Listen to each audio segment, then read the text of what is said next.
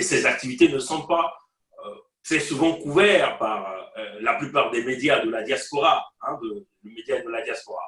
On va citer quelques exemples. Nous avons eu à faire une grande présentation à l'université de Californie en ce qui concerne les enjeux démocratiques et les solutions au Congo-Brazzaville. Aucun média de la diaspora l'a couvert, si ce n'est que la radio de la communauté que vous dirigez. Vous voyez? Mais qu'il s'agisse des petites activités qui consistent à publiciter un candidat à l'élection présidentielle du régime Sassou, que d'ailleurs tout le peuple congolais est en train de rejeter, vous allez voir que tous les médias de la diaspora sont en train de le couvrir. Quand il s'agit de manifester à l'arrivée du despote Sassou à la place de Paris, il n'y a qu'un seul média qui l'a couvert éventuellement. Donc, bon, c'est une façon de vous dire que, en réalité, les vrais événements qui consistent à mener en bien la lutte et le combat ne sont jamais couverts avec ces médias qui prétendent être les médias de la diaspora. Mais quand il s'agit des activités liées au régime Sassou, et toutes ces activités sont éventuellement couvertes par ces médias. Et voilà pourquoi nous n'avons jamais hésité de dénoncer avec la plus grande énergie ce genre de pratique sur ces médias de la place de la diaspora qui nous fait croire que c'est au nom de la liberté d'expression. Mais ce n'est pas au nom de la liberté d'expression. En réalité, c'est au nom de double jeu et aussi des fonds qu'ils vont retirer auprès de ressources, auprès du régime Sassou. Voilà. Est-ce que, Bernard, vous ne voyez pas que une impartialité absolue serait plutôt un leurre? Est-ce que vous croyez que ces médias peuvent systématiquement être impartials comme vous l'envisagez? Est-ce que, dans le même temps, je voudrais savoir si vous pensez que les forces que vous combattez, notamment les forces du PCT, n'ont pas ce droit aussi d'utiliser des moyens de communication pour faire le travail contraire? Eh bien, Didier Loïs, nous l'avons toujours dit que si nous faisons face à un régime qui est prêt à collaborer, à réellement regarder leur bilan, éventuellement, nous pouvons accepter que ces médias de la diaspora puissent aussi ouvrir leur voie aux gens du régime Sassou. Mais, Didier Loïs, comme vous le savez, les médias au Congo sont réservés au régime Sassou, spécialement pour la propagande du régime Sassou. Pourquoi donc les médias de la diaspora qui nous font croire qu'ils sont dans la résistance doivent se mettre à tendre leur micro aux gens de Sassou? Qu'est-ce que ces gens de Sassou vont nous apporter à nous, les gens de la diaspora? Ce sont ces gens-là qui ont brisé le Congo, qui continuent à briser le Congo, et éventuellement ces gens n'ont rien à apporter dans la diaspora.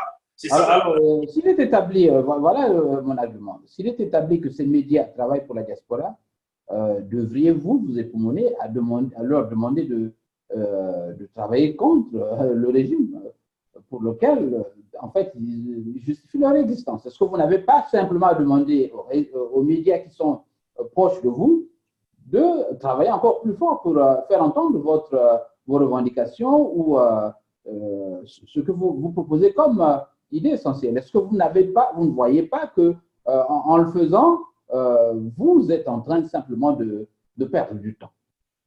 Bon, Louis, nous avons compris que certains médias sont déjà achetés par les gens du régime Sassou. Donc, malgré que tous les efforts, à tout moment, nous avons dénoncé, et ces médias-là n'ont jamais changé. Ils sont restés coquinés au régime Sassou. Mais c'était important que le peuple congolais puisse savoir, en réalité, cette confusion ou cette embrouille qui existe entre ces médias et le peuple congolais. Et notre rôle à nous, c'était d'expliquer au peuple congolais que, attention, ces médias travaillent non pas pour vous, le peuple congolais, mais travaillent pour le régime. Ils sont en réalité l'extension de ce que nous appelons la télé Congo ou la radio Congo au niveau de la diaspora. Donc aujourd'hui, le peuple congolais en est conscient, déjà par des actes et par leur comportement, pour comprendre que ces médias-là ne sont pas en réalité les médias de la résistance que nous connaissons ici au niveau de la diaspora. Voilà, Bernard Pongui, invité du journal de la communauté de Jean Lewis. Alors Bernard, nous allons poursuivre ce journal avec une activité que vous avez eue il y a plus d'une semaine à l'Université de Californie de Dominguez Hill. Voilà, vous avez donc là-bas fait une conférence fleuve avec Olga, une autre sœur qu'on appelle Olga Kimpavita, et conférence au cours de laquelle vous avez encore une fois présenté la situation du Congo à tous ceux qui pouvaient vous écouter. Alors, est-ce que vous pouvez, une fois de plus, revenir sur cette conférence, car elle a été faite en anglais? éventuellement, nous avons eu, le Congo a eu l'opportunité de se faire représenter à l'Université de Californie, une très grande université qu'il fallait présenter les problématiques. La plupart du temps, on considère l'Afrique comme étant un continent pauvre, le Congo-Brazzaville est considéré comme un pays pauvre, et le monde anglo-saxon en général, les Américains en général ne sont pas informés, réellement informés. Quand nous parlons des Américains ici, nous parlons du fin fond de l'Amérique. Les intellectuels ne sont pas réellement informés. L'unique information qu'ils ont de l'Afrique, c'est éventuellement ce que les médias diffusent. Donc, le Congo a été à l'honneur. Nous avons été invités avec notre sœur Olga pour présenter la situation du Congo et que nous avons brièvement expliqué. Ce qui était intéressant ici, c'est que le monde américain aujourd'hui, on est conscient des enjeux diplomatiques, des enjeux économiques de l'Afrique et aussi le système politique en Afrique. Et nous avons eu à expliquer l'historique du Congo, démontrer tous ces coups d'État. Nous avons expliqué au monde anglophone le pourquoi nous nous battons, le pourquoi nous sommes devenus des activistes politiques, pourquoi une société civile doit se pavaner à travers le monde entier pour expliquer les problèmes du Congo. Un pays aussi riche comme le nôtre et les habitants vivent en dessous de 1 dollar par jour. Et l'opportunité, c'était une opportunité à ne pas laisser. Et nous sommes partis avec notre sœur Olga expliquer au monde anglophone pour que, dans quelle mesure on va essayer de regarder comment le monde anglophone peut aussi mettre leurs mains dans la pâte à nous aider à se libérer de la dictature. Et c'était le travail que nous avons eu à faire avec la sœur Olga. Voilà. Alors, les réactions du public notamment? Bon, le public était très encouragé, très optimiste à vouloir découvrir le Congo-Brazzaville, à comprendre le fonctionnement politique, l'économie du Congo. Vous voyez qu'une conférence qui s'est déroulée pour 2 heures du temps, mais c'est parti au-delà de plus de 2 heures 30 minutes, dont le fonctionnement des Américains, l'Américain leur c'est l'heure. Quand les 2 heures sont arrivées, les gens vident les salles, mais les gens sont restés à poser des questions, même à la fin, à vouloir comprendre. Et en fin de compte, l'auditoire a été conquis d'une manière générale. La cause du Congo, de notre résistance a été écoutée. Les acteurs de Hollywood se sont intéressés au système de la France-Afrique, éventuellement, ce qui se passe dans l'Afrique noire francophone, en particulier le Congo-Brazzaville, le cas Sassou, beaucoup de gens se sont intéressés. Il y a eu des politiciens dans la salle. Vous voyez que nous avons pu faire passer le message qui est le plus important afin que ça nous guide vers la libération que nous sommes en train de chercher. Cette libération que le peuple congolais attend, peut-être du côté francophone, mais qu'on n'arrive pas à obtenir. Peut-être qu'avec la propagande, la mobilisation, les informations que nous sommes en train de diffuser dans le monde anglophone, aujourd'hui, nous sommes en train de voir l'ouverture de plusieurs portes et plusieurs opportunités. Voilà, nous avons quelques difficultés. Bernard a montré ces images. J'ai vraiment du mal à vous montrer ces images de la conférence dont nous parlons. Bernard Pongui, je vais essayer de changer de caméra pour voir si je peux montrer aux auditeurs quelques séquences de ces images. Je vois que cette caméra n'a pas apparemment. Voilà, nous allons donc poursuivre. Alors Bernard, nous allons poursuivre notre show avec une autre question. Je voudrais, Bernard, une question que je vous ai posée l'autre jour après cette cérémonie qui concerne l'appréciation que les Américains se font du niveau d'instruction des Congolais quant à la capacité de se rebeller ou d'entretenir des marches et tout ce qui est lié à la démocratie. Est-ce que cette dame apparemment voulait faire un parallèle entre le niveau d'instruction d'un peuple, notamment le peuple congolais, et le fait que les gens ne se rebellent pas. Pourquoi? Et vous avez essayé de répondre. Alors, pour les auditeurs qui ne comprennent pas l'anglais, est-ce que vous pouvez revenir sur cette idée qui me paraît fondamentale? Voilà, mais il faut dire que cette dame, elle est très avancée dans le système social d'Amérique. Nous avons des problèmes avec Bernard. Alors, Bernard, il est au micro, donc à l'émission, ne l'appelez pas. Rejoindre là, que nous avons visité là. Donc, on demande aux gens de ne pas nous appeler pendant que nous sommes en ligne. Voilà, donc, on le dit, cette dame qui a posé la question, elle est parmi le monde du cinéma, très avancée. elle se posait la question de comprendre comment ça fait-il qu'un pays aussi riche, un seul homme est en train de manipuler toute une société et cette société est incapable de pouvoir se lever pour chasser cet homme au pouvoir. Est-ce que c'est dû à un niveau éducatif très bas ou les gens en sont conscients? Mais en réalité, nous avons eu à expliquer aux messieurs, aux dames et à l'auditoire que le système a fait de telle sorte qu'on brise le système scolaire parce que pour mieux régner, il faut briser les intelligences ou encore corrompre pour acheter les intelligences. Mais nous avons aussi eu à expliquer à l'auditoire que malgré, si nous connaissons que le niveau intellectuel au Congo est brisé par la destruction du système éducatif, les gens, les citoyens du Congo sont très conscients des enjeux sociaux que nous avons au Congo, des enjeux sociaux que nous avons au Congo. Donc, le problème qui empêche aujourd'hui les populations à se lever, c'est des répressions policières ou des répressions militaires que le régime a mis en place. Et voilà pourquoi nous avons demandé à cet auditoire d'utiliser tous les canaux, de diffuser l'information pour aider le peuple congolais à s'en sortir. Parce que face à un homme qui est hyper armé, qui n'hésite pas à tirer, comment le peuple aussi affamé que le peuple congolais n'arrive pas à se lever? Quand même que nous savons qu'il y a une division due à l'ethnicité, aux gens qui sont accoquinés au régime, qui veulent protéger le pouvoir dans le clan. Mais, comme on le dit, un ventre affamé n'a point d'oreille. Ces Congolais veulent bien sortir, mais ils ont peur de se faire fusiller. Et nous avons donc eu à expliquer au peuple, à l'auditoire américain qui était là, que les Congolais sont conscients, malgré le niveau éducatif qui est allé encore très bas, mais parmi ce milieu, il y a toujours des Congolais, même les plus idiots au Congo, même ceux qui n'ont pas réussi le niveau éducatif, en sont conscients que le problème de fonctionnement du pays est dû à la tête qui est pourrie.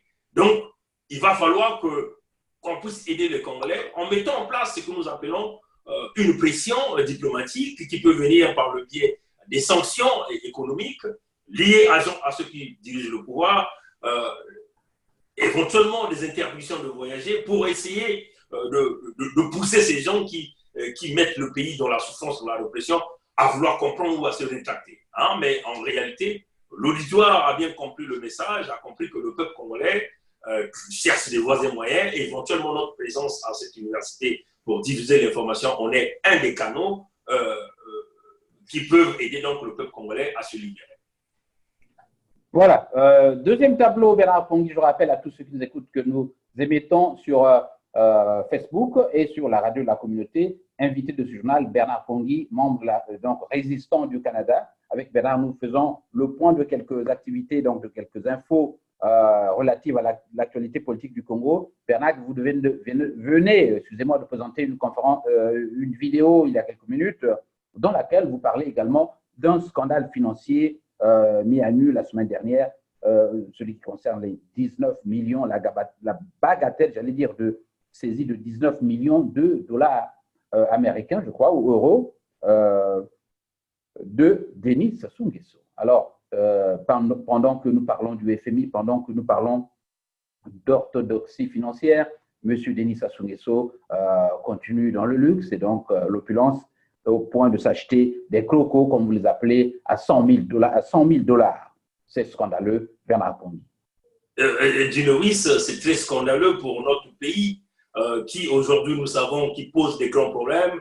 Les salaires ne sont pas payés. Des retraités, des gens qui ont travaillé, qui ont contribué de leur pension sont incapables de percevoir leur pension. Des étudiants congolais qui errent de gauche à droite, qui ne perçoivent pas leur bourse et qui dorment à la belle étoile dehors, parce que nous faisons là aux gens qui ont volé l'argent du Congo. Nous avons toujours dit que l'homme mafieux numéro 1 au Congo, ça demeure la tête qui est pourrie, qui est Sassou Nguesso. Ça fait encore de démontrer. Hein? Global Witness, dans les jours passés, venait de démontrer un énième scandale financier des enfants Sassou. Éventuellement, le fils de Sassou, qu'on appelle ici Denis Christel, qui a été appréhendé avec 30 milliards de l'argent du contribuable congolais dans les comptes des paradis fiscaux. La fille de Sassou, qu'on appelle Claudia, avec 20 millions de dollars américains, dont une partie, il a permis de s'acheter un appartement à sa fille à New York. Et tout ça, ça fait partie du contribuable, l'argent du contribuable congolais qui a été volé. Donc, Dino Wiss, vous voyez qu'on ne s'est pas arrêté là.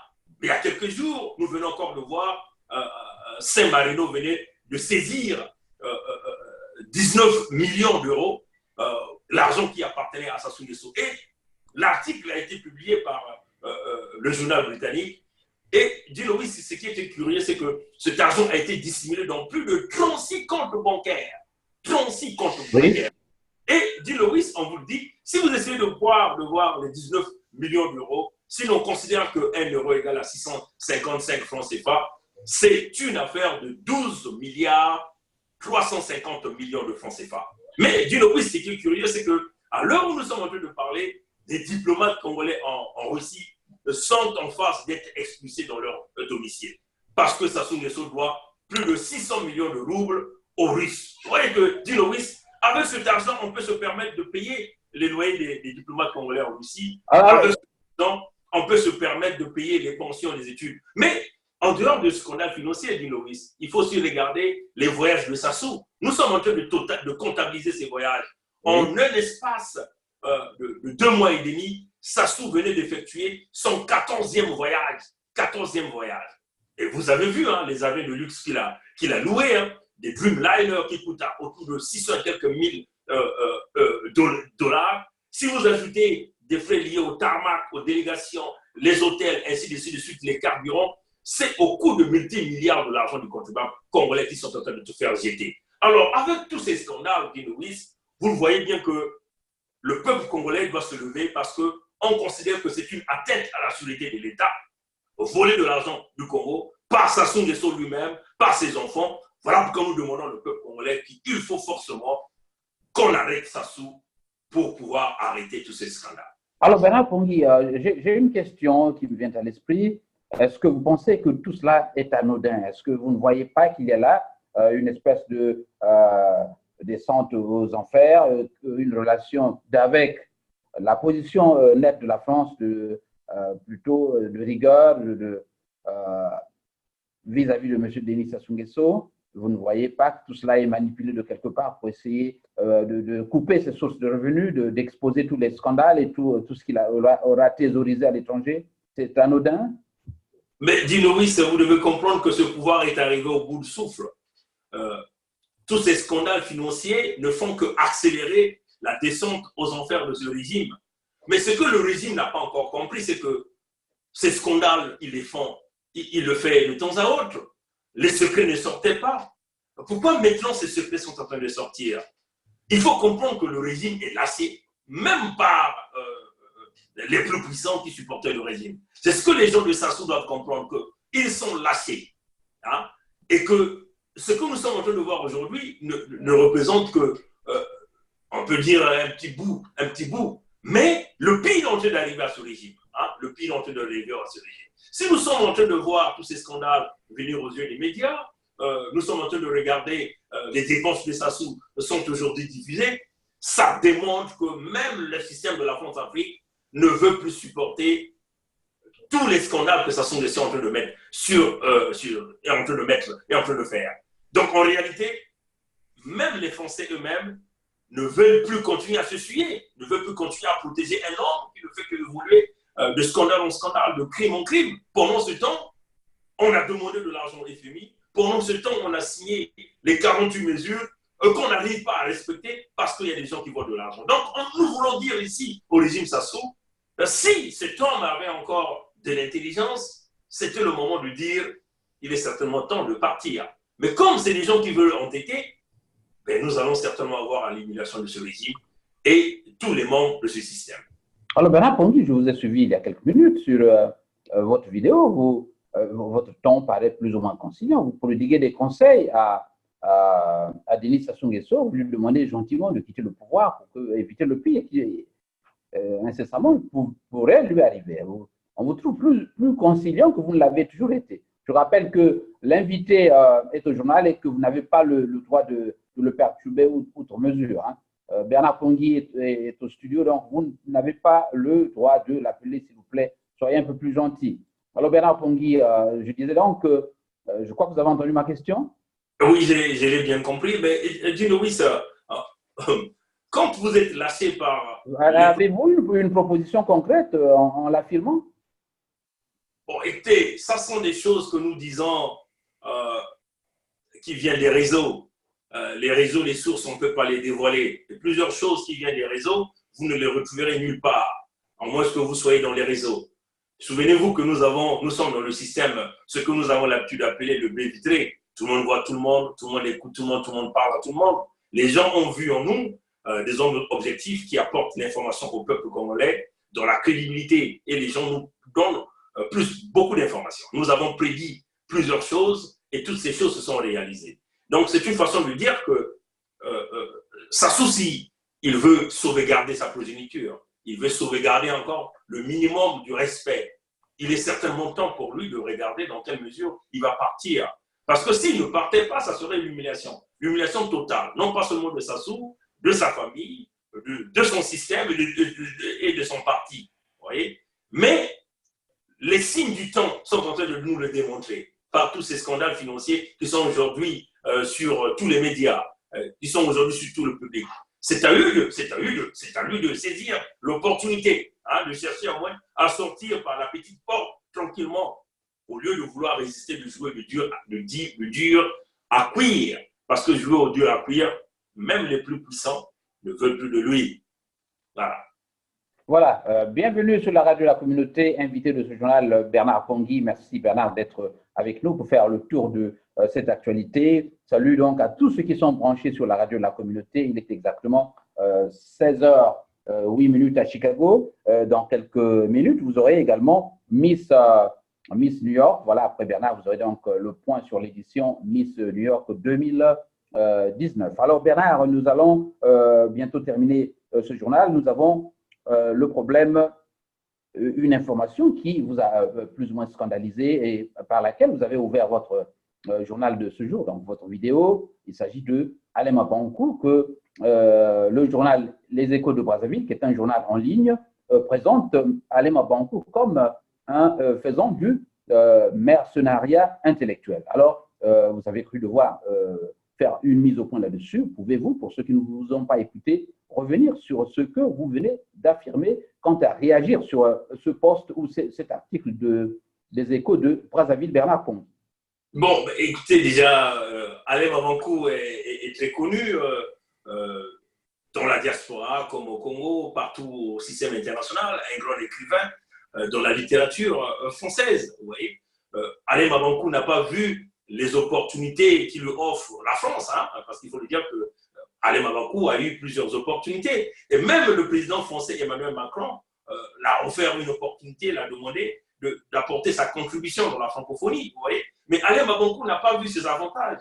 Sinon, il pouvait se pencher du côté du pouvoir ou pouvait simplement nous laisser, nous les petits gens, continuer à lutter seuls.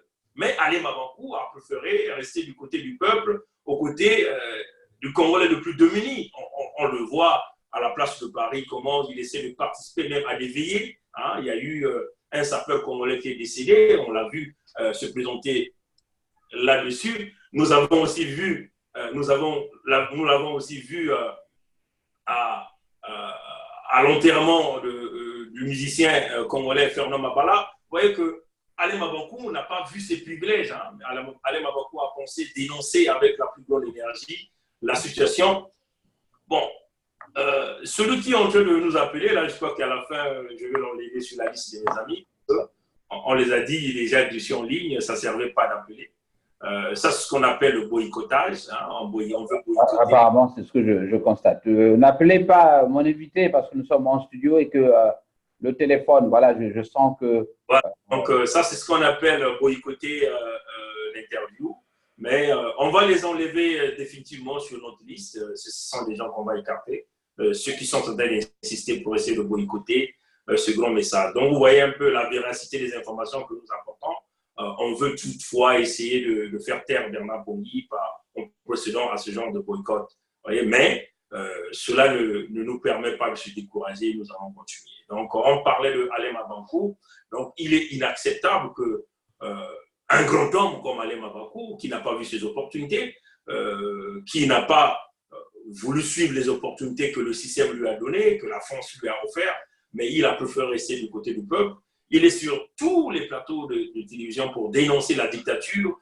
en particulier au Congo-Brazzaville, en Afrique en général, les despotes qui pillent l'argent, les scandales financiers, et qu'un journal de Brazzaville, les Échos de Brazzaville, et qui est une extension des dépêches de Brazzaville, peuvent se permettre de venir critiquer Alema Bankou. Le terrorisme intellectuel, c'est son. Bernard Pongui, je voudrais vous arrêter. Vous affirmez que ce journal n'est qu'une extension. Avez-vous les preuves de ce que vous dites, Bernard? Ah ben bien sûr, Dino, allez-y regarder toutes les publications, vous verrez que c'est un journal qui fait les publications d'origine, qui fait l'apologie.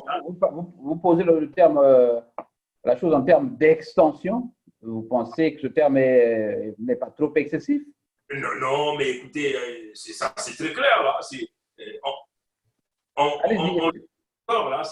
très clair. Ce journal est très proche des échos des dépêches de Brazzaville. C'est un média qui est attaché au régime au pouvoir.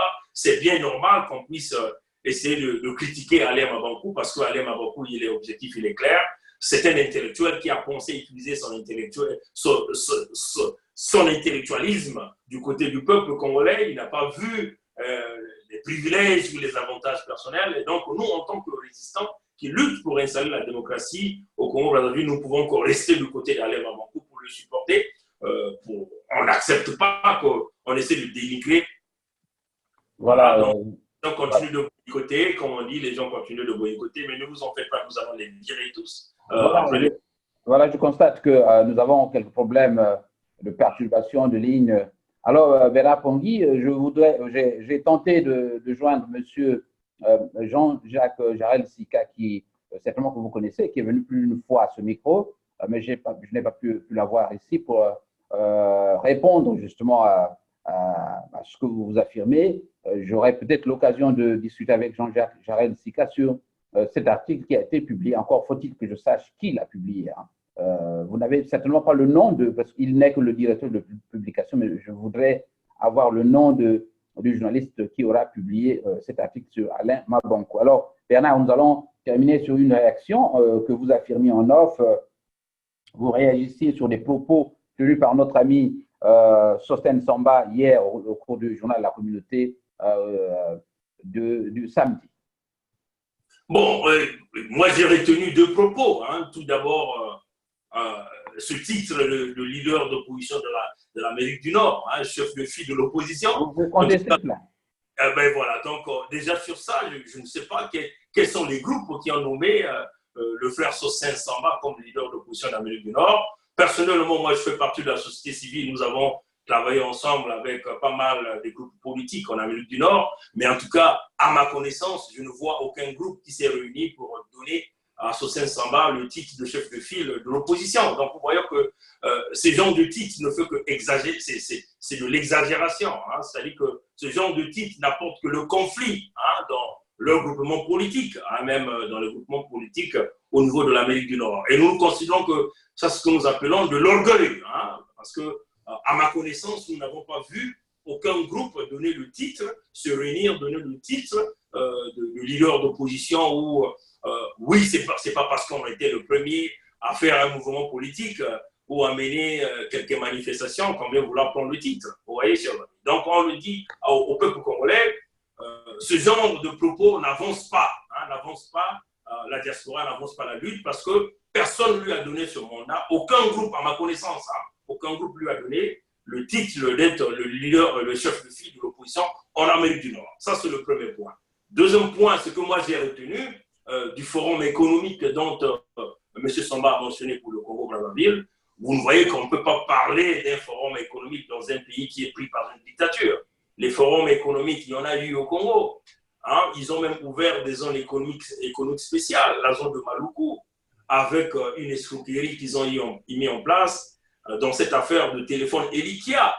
Nous nous souvenons, Véron Mankou, patron de ce média, mais ce téléphone, patron de cette compagnie, ce téléphone aujourd'hui est quasiment inexistant au Congo. Vous voyez qu'on ne peut pas parler des investissements dans une dictature. Forum économique par des gens qui ont pillé le Congo et qui continuent de piller le Congo avec des scandales financiers que nous sommes en train de parler, ne sera qu'une dépense de plus ou encore une opportunité qui permettait aux gens de se renflouer encore des postes avec l'argent du Congo. Donc, les forums économiques se feront avec un pays démocratique avec des leaders qui ont une autre vision pour le Congo-Brazzaville. À l'heure où nous sommes en train de parler, vous pouvez pomper des investissements au Congo avec le régime Sassou. Ça n'apporterait rien au peuple congolais. Donc, on ne peut pas nous parler ici que le Congo a besoin d'un forum économique pour pouvoir s'en sortir, avec les mêmes individus qui ont placé le pays dans la bonne route économique, dans l'apocalypse économique, dans l'Armageddon économique. En tout cas, nous ne sommes pas de cette vision politique avec les mêmes individus, sinon que c'est une vision politique ou une vision économique qui va emmener le pays vers la déroute. On le dit, nous proposons que les Congolais se réunissent autour d'un projet qui est celui de chasser ces gens-là au pouvoir avec l'assistance de la communauté internationale, faire un bilan économique, un bilan social, un bilan politique. Et c'est par ça que le Congo va commencer à aller sur une nouvelle base. Mais pour le moment, on ne peut pas nous dire que le forum économique sera la solution. Totalement faux, totalement impossible, parce qu'un investisseur investit pour récupérer le profit, pour récupérer le gain. Un investisseur ne peut pas venir investir dans une dictature pour perdre ses moyens, sinon que nous ferons face à un système économique à l'envers. Voilà, c'est là une réaction parmi tant d'autres donc, sur ce que notre invité a affirmé hier, M. Sostène Samba, sur la primeur qu'il accorde à l'économie quant à relancer le système politique, économique et tous les domaines pour que le pays retrouve une stabilité. Alors, Bernard Pongui, je crois que nous allons nous séparer sur cette note.